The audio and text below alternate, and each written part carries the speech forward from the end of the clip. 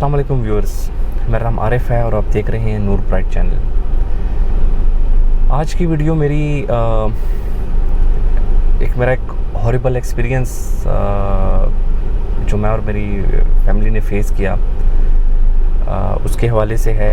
मैं चाहता हूँ कि वो मैं आप लोगों के साथ शेयर करूँ, लेकिन वीडियो में मज़ीद बढ़ने से पहले मैं आपसे रिक्वेस्ट करूँगा कि अगर आप मेरे चैनल पर नए हैं और आप इसको फर्स्ट टाइम देख रहे हैं तो काइंडली मेरी इस वीडियो को लाइक कीजिएगा, कमेंट कीजिएगा और चैनल को भी ज़रूर सब्सक्राइब कीजिएगा और दोस्तों के साथ भी शेयर कीजिएगा ताकि मेरी हौसला अफजाई हो मेरे जैसे छोटे यूट्यूबर्स की, और ताकि मुझे भी सपोर्ट मिले, एक बूस्ट मिले, ताकि मैं और भी जो मेरे साथ बड़े ज़बरदस्त किस्म के जो एक्सपीरियंसेस हुए हैं मैं आपके साथ गाए बगाए शेयर किया करूँगा, जो कि बिल्कुल रियल इंसिडेंट्स हैं, सच्चे वाक़यात हैं, आपको भी मज़ा आएगा। तो मेरी जो आज की जो ये वीडियो है ये मेरा रोड एक्सपीरियंस था, रोड ट्रिप था, बड़ा हॉरिबल एक्सपीरियंस था। अल्लाह का शुक्र है कि हम उससे खैर खैरियत से निकल आए। हुआ ये था कि ये ज़्यादा पुरानी बात भी नहीं है, अभी तकरीबन 2 माह पहले की बात है, अप्रैल की बात है। मैंने अपने ऑफिस से 1 हफ्ते की छुट्टी ली थी।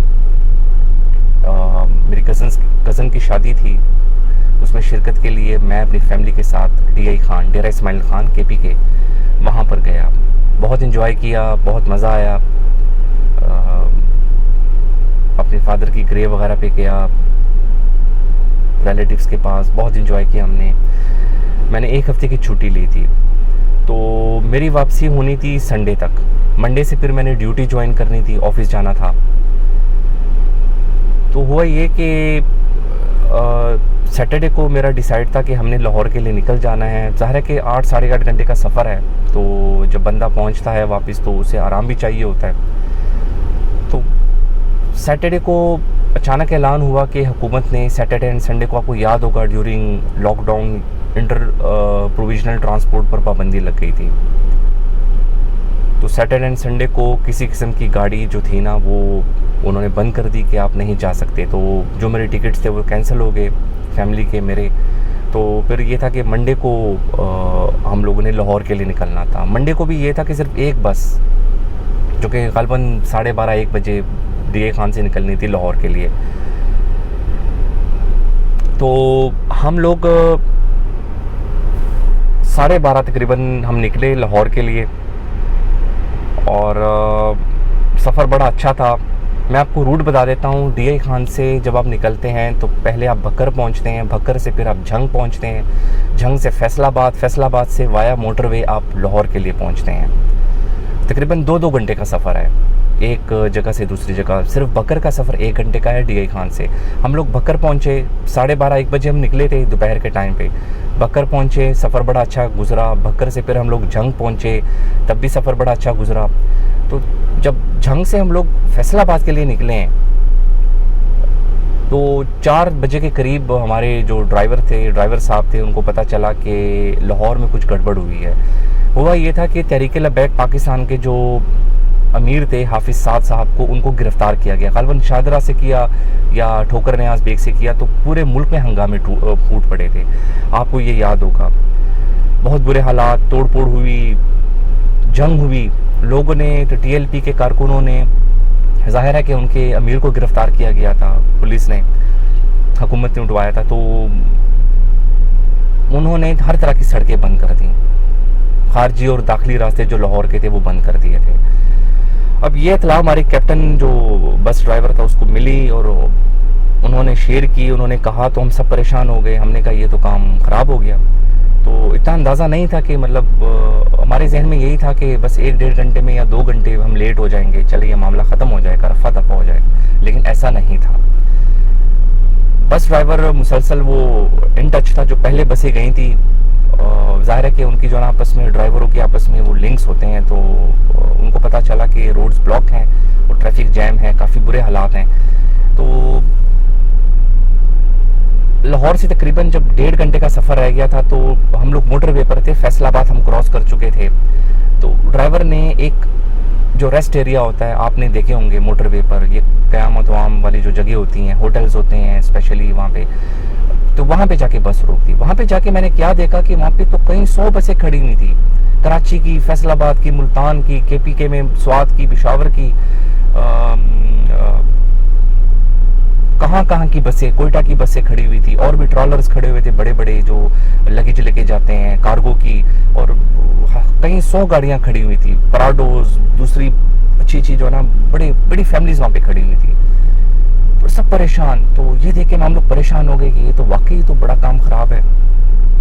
और हमें ये भी बताया गया कि लाहौर से जो रावी टूल प्लाजा है वहाँ से लेके, लेट मी टेल यू कि हमें तकरीबन अभी 1.5 घंटे का सफ़र है गया था लाहौर के लिए। हमने लाहौर पहुंचना था 8 बजे रात के, ये अप्रैल की बात है, 12 अप्रैल की बात है, जबकि अब लोग उस वक्त टाइम था तकरीबन 6:30 बजे का टाइम था जब हम लोग वहाँ पे रुके।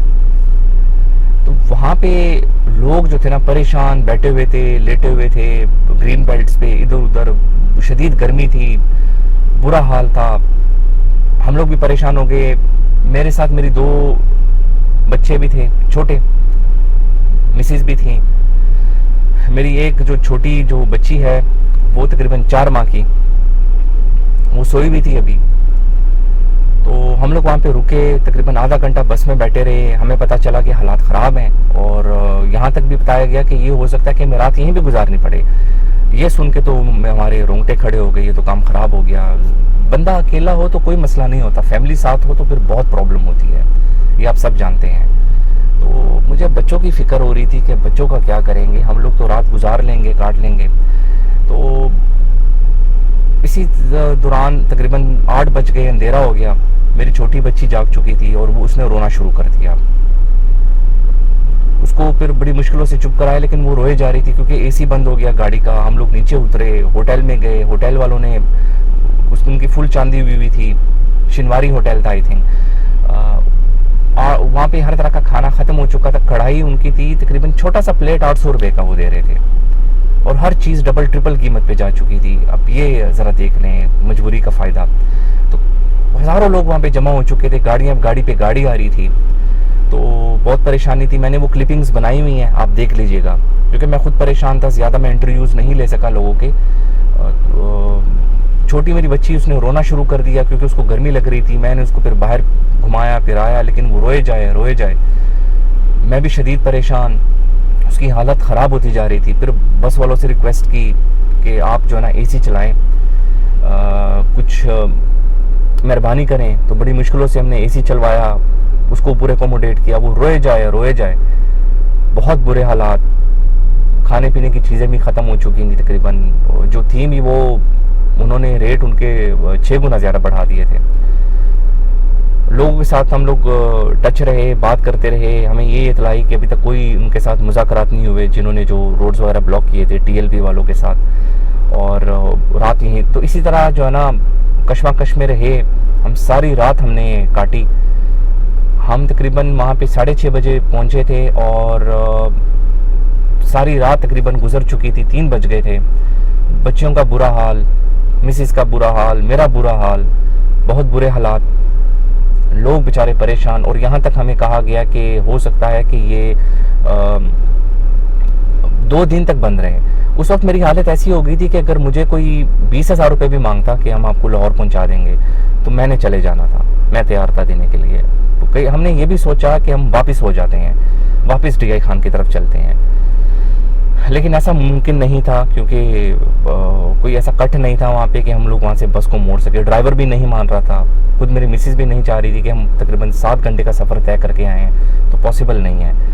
तो बहरहाल ऐसे ही हम रात कटती रही।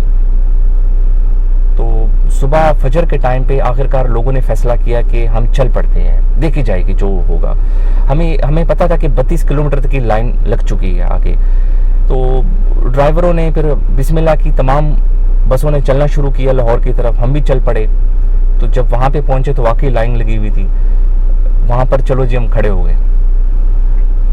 अल्लाह से दुआ करते रहे कि या अल्लाह। और ये भी मैं आपको बता दूं कि एक एम्बुलेंस वहाँ पे फंसी हुई थी जिसके अंदर जो पेशेंट था, सुना था कि उसकी डेथ हो गई थी। वो भी मैं अगर क्लिप बनी होगी मैं आपको शेयर कर दूंगा। तो हम लोग जो है ना दुआ करते रहे। आखिरकार जो है ना तकरीबन सुबह फजर के टाइम पे हल्की हल्की रोशनी निकलना शुरू हो गई सूरज की। तो मैंने देखा कि दूसरी वाली सड़क जो थी, जो लाहौर से बाहर निकल रही थी, वहाँ पे ट्रैफिक चलना शुरू हो गई।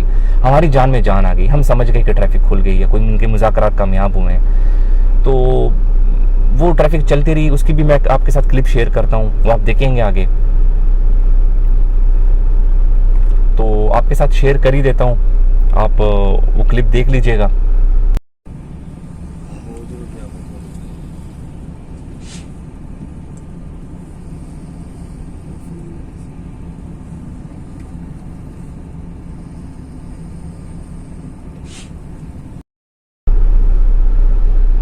जैसे कि आपने वो क्लिप देखी, जब रोड की दूसरी जानिब ट्रैफिक आना शुरू हो गई तो हम समझ गए कि ट्रैफिक खुल गई है। जान में जान आ गई, अल्लाह का शुक्र अदा किया। तो फिर भी तकरीबन आधा घंटा हम खड़े रहे, क्योंकि ज़ाहिर है कि वो जब ट्रैफिक वहाँ से क्लियर हुई, ब्लॉकेज ख़त्म हुई, तो हमने फिर चलना शुरू किया।